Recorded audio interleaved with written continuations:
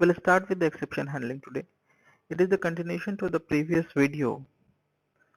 Now, till this moment we are aware what is exception, what is the need of the exception handling, and how we can do the exception handling using try, catch, and finally. It is the fourth keyword that is being utilized in exception handling, called as a throw. It is basically used to explicitly exception throwing. Means suppose you want to throw an exception explicitly, we use this keyword throw. There are three basic use of the throw keyword. To throw the user defined exception, like suppose an user want to throw an exception for a particular case, this throw keyword can be utilized. It can also be used to customize the message to be displayed by the predefined exception. Suppose you want to customize your message so that the user is more aware.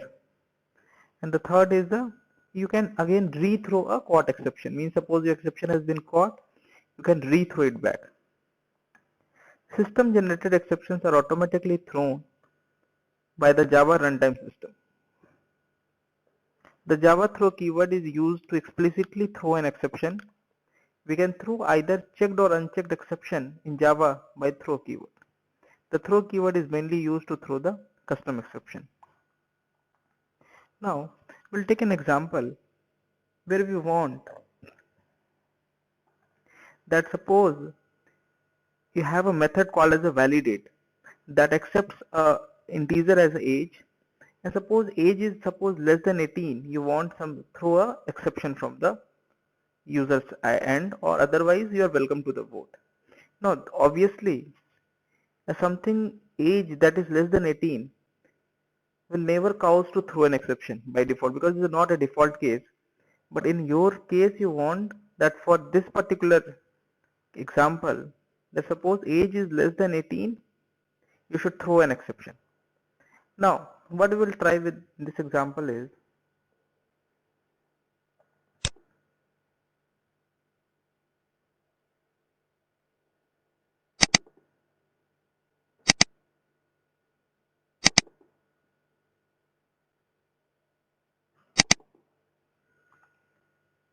you can see this example here. I have a class called as a test throw one. It has a static method validate that accepts an integer parameter.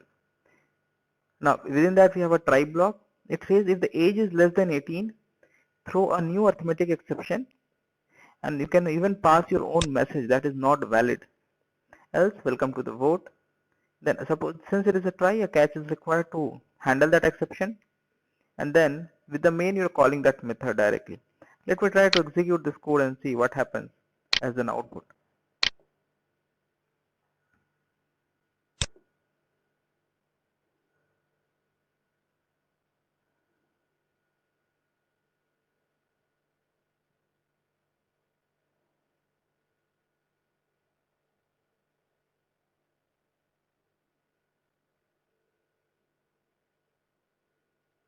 See, it says exception handled and rest of the code. Now, in this case, why this particular message is not being printed, not valid? The reason is whatever the exception that has been thrown is handled by the catch. Now suppose it is something different here, like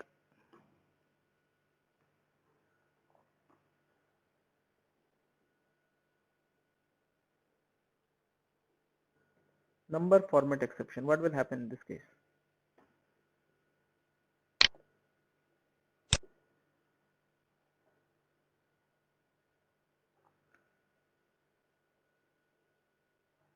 See, an exception will throw a number format exception and not valid your message also. At the same time, since the catch block is not able to handle the number format exception, the control is being transferred to the default handler. Now we'll continue further here.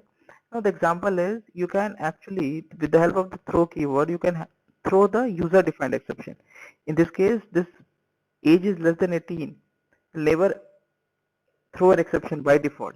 But if you want, you can throw an exception in this case, in this way. Now the second thing is you can rethrow an exception. For example, you can see here we have a demo method that is static in the nature, has a try block. The try throws a new null pointer exception with an hello message. I have a catch block.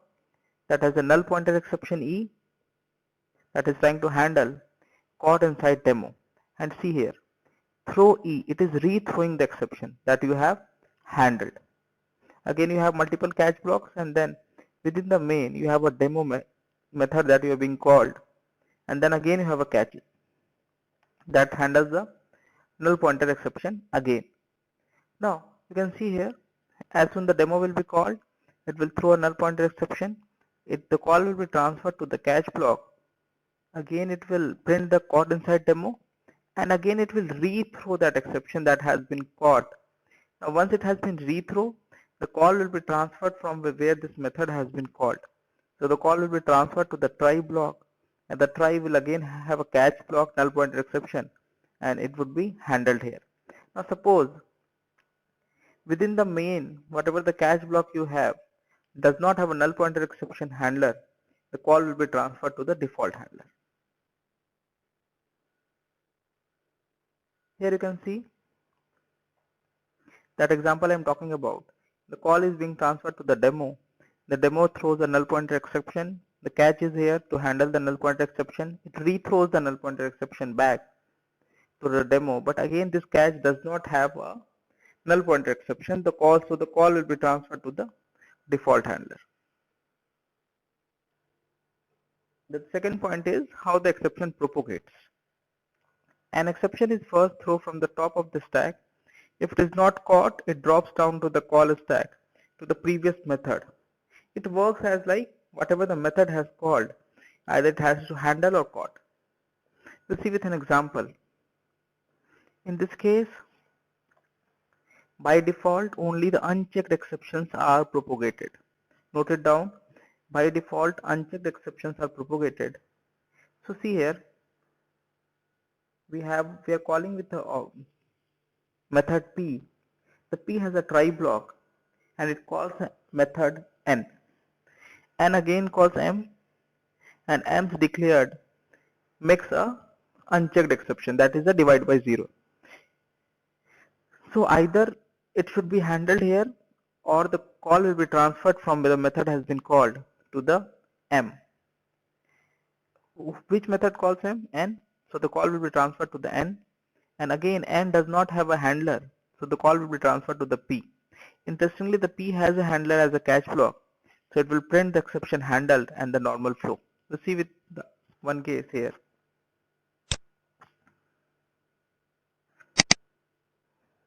The same example it is there we are talking about.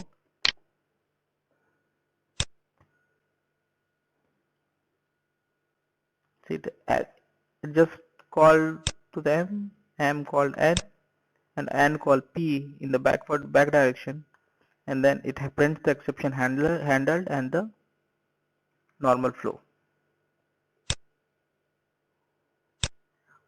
It is just like a calling method. See, exception occurred at M, either M will handle or the call will be transferred to the P. If the call will transfer to the N. If N can handle, fine, otherwise the call will be transferred to the P. If P can handle, fine, otherwise the call will be transferred to the main. If main can handle, fine, otherwise the call will be transferred to the default handler. By default, the checked exceptions are not propagated. In this case, you will see the M is trying to throw a IO exception. IO is a checked exception, hence you will get a compile time error here. By default, the checked exceptions are not being propagated. Now, how we can actually propagate the checked exception? We have a fifth keyword called as the throws. Throws keyword is used to declare an exception. It gives an information to the programmer that there may occur an exception, so it is better for the programmer to provide the exception handling code so the normal flow can be maintained. The idea is whatever the method name throws exception class name. Now it is only used to declare. It will not handle any sort of exception. It is just used to declare that exception. A throw clause lists the types of the exception that a method might throw. This is again a chance. All other exceptions that a method can throw must be declared in a throw exception. If they are not, a compile time error will be resulted. Means suppose within a method you have like chances of 4 different checked exception. All the 4 checked exceptions must be declared with the throws keyword. Now which exception should be declared first? Only the checked exceptions is needed to be declared, because unchecked exceptions are within your control. You can handle with a code. Error is something that is beyond your control. Hence, there's nothing much to be declared here. What is the advantage? Now, checked exceptions can be propagated with the help of throws keyword. It also provides the information to the caller of the method about the exception, like what sort of the exceptions are possible.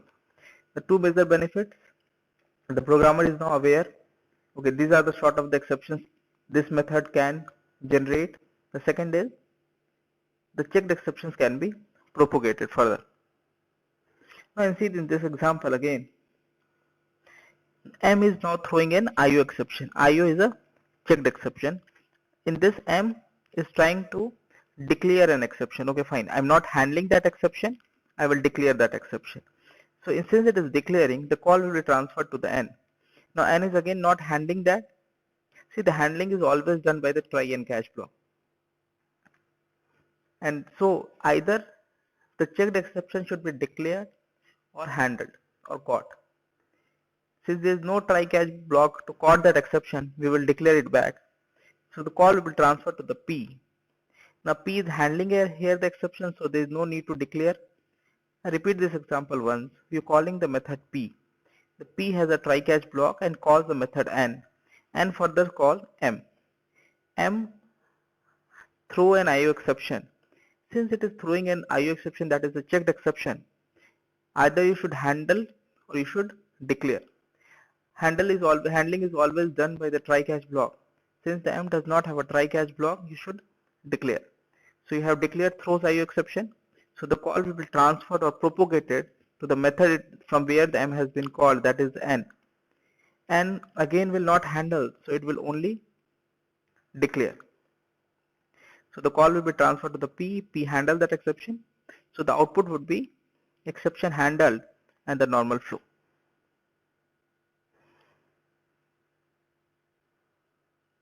Here in this method, the same example here, M is declaring also, it is handling also.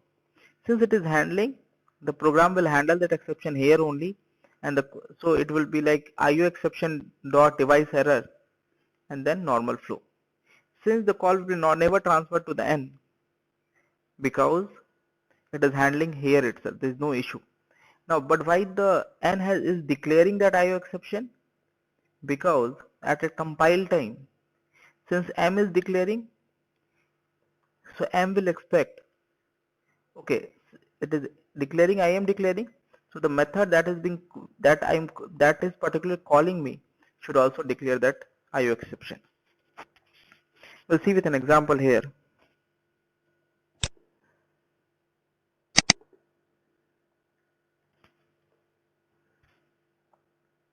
M is throwing an IO exception here that you are trying to declare.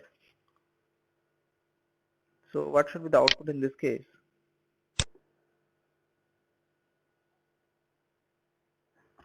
Java IO exception device error and the normal flow.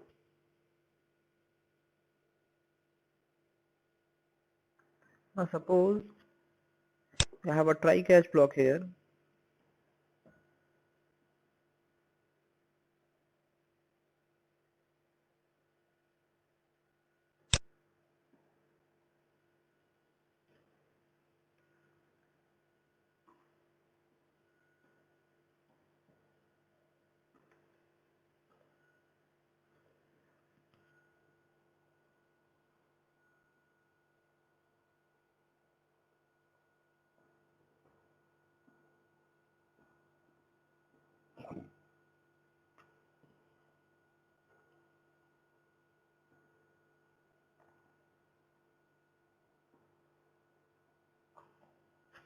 Now it is handling a try catch block here now. Let me execute now. What happens here?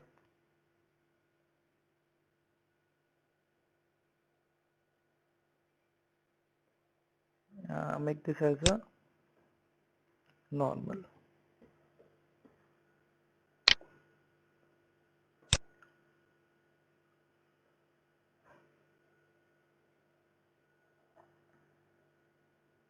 Again, again in this case, what happens is you have a try catch block within the M itself.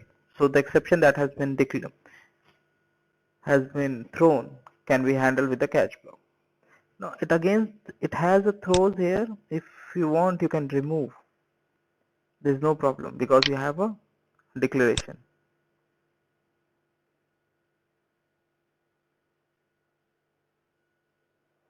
Either you have to declare, you have to caught. In this case, it again the M has already, so N is not required further.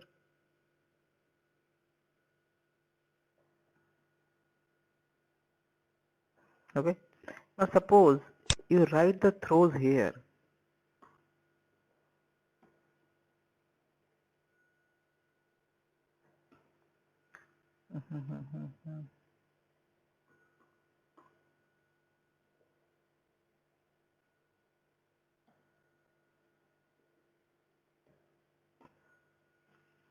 Now then in this case, see this M is giving you an error here because N at a compile time will not find a handler.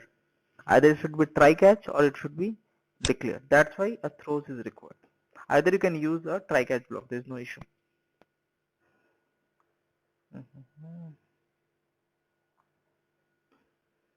Now it will work fine. See, Java reported an exception, IO exception must be caught or declared to be thrown.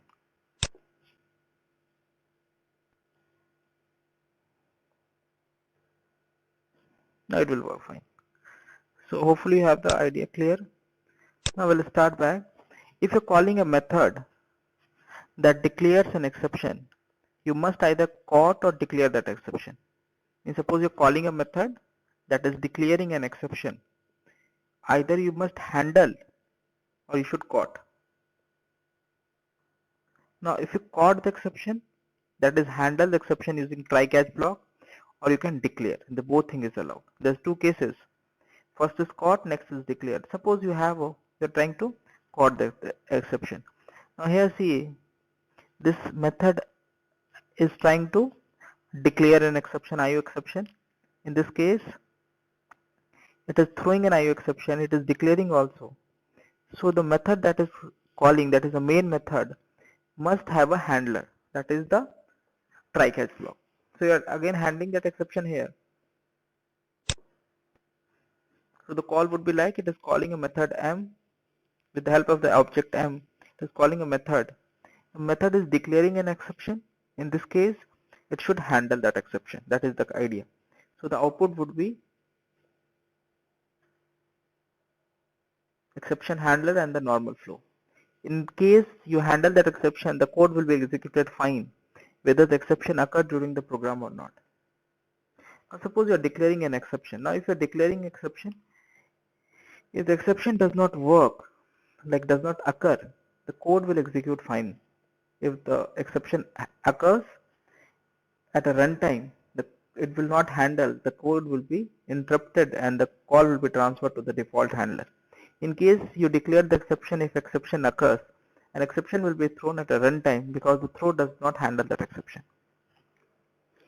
See here, I have a method, I am calling a method that throws an IO exception. It is again a declaration, it is not the throwing that exception. It has just a normal printf statement. In this case, the exception does not occur, the program will execute finally. So the device operation performed and the normal flow will be the output. Now suppose the main this time, if the exception occurred, now you're throwing an exception, so obviously the exception will occur. And from the method you're calling is not handling or declaring. It is not handling, but it is declaring an IO exception here. See, you can see here, you're declaring that exception. You're not handling, but you are declaring. Now you are declaring, in this case, the call will be transferred to the default handler. So the idea is, if you're calling a method that is declaring an exception, you must either caught or you should declare. First time we are trying to handle, That exception we using try catch block. The second example says the exception does not occur, still we are declare, we have to declare. In this case the program will execute very fine. Now in this case it is throwing an IO exception. You are declaring that exception in the main, fine. So in this case exception has occurred, so the call will be transferred to the main, default handler. Now these are the basic differences between throw and throws. Make sure you read it once. The Java throw keyword is used to explicitly throw an exception. At the same time, throws keyword is used to declare an exception. Checked exceptions cannot be propagated using throw keyword, and checked exceptions can be propagated using throws keyword.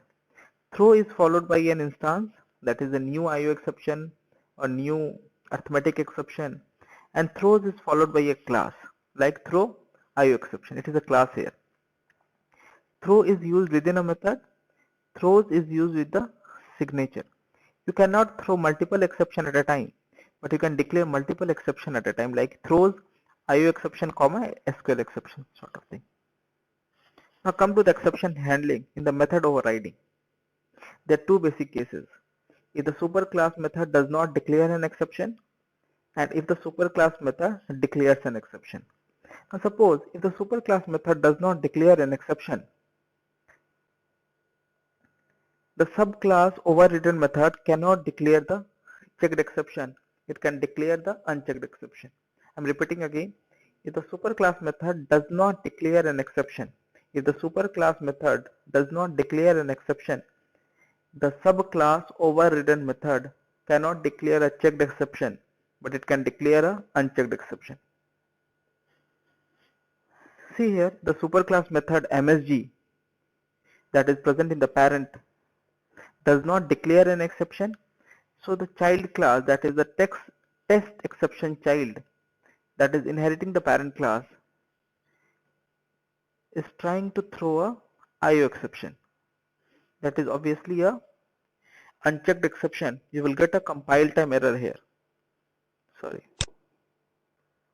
You will get a compile time error here because whenever the superclass method does not declare an exception, the child class overridden method is not allowed to declare a checked exception.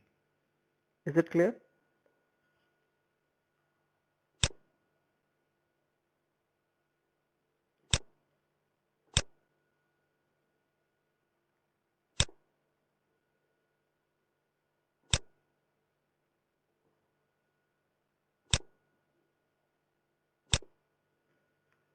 Now, at the same time, in this case example, the second example, the parent has a method MSG. It is not declaring an exception, so the child class test exception child1 has a method MSG that is an overridden method, is only allowed to declare a unchecked exception. So in this case the code will work very fine. The output would be child.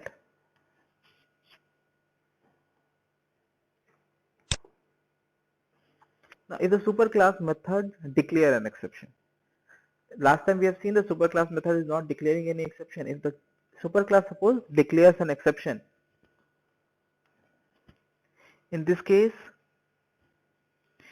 if the superclass method declares an exception, the subclass overridden method can declare the same or a subclass exception or no exception, but cannot declare the parent exception. I'm repeating again, if the superclass method is declaring an exception, the subclass overridden method can declare the same, any subclass or no exception, but cannot declare the parent exception. In this case, see, the parent method MSG is declaring a arithmetic exception.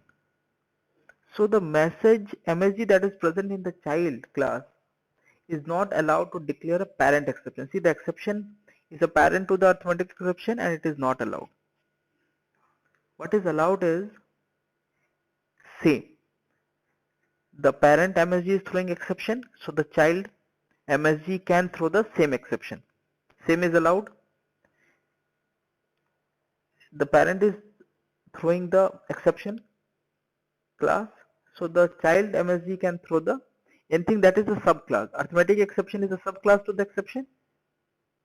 or it cannot. And the third option is, okay, if the parent class is throwing an exception, that is declaring an exception, the child cannot declare any exception. I'm repeating again all the possibilities.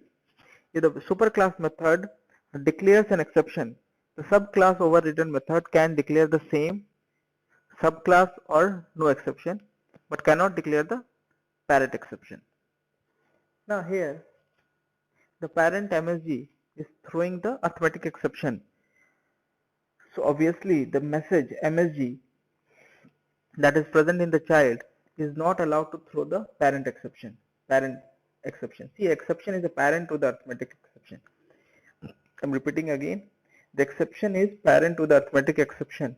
So the child is not allowed to throw a parent class exception. See, what is allowed is same is allowed. If the parent is throwing exception, the child can also throw the exception.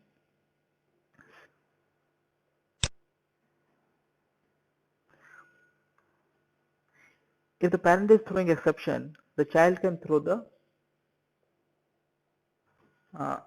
something called as a subclass. That is, the arithmetic exception is a subclass to the exception. It can be thrown, or you cannot declare no exception. No, nothing is also allowed. Like if the parent is declaring some exception, the child is not required to declare any exception. Finally, we have already seen. So we'll continue. So we will start in the next video.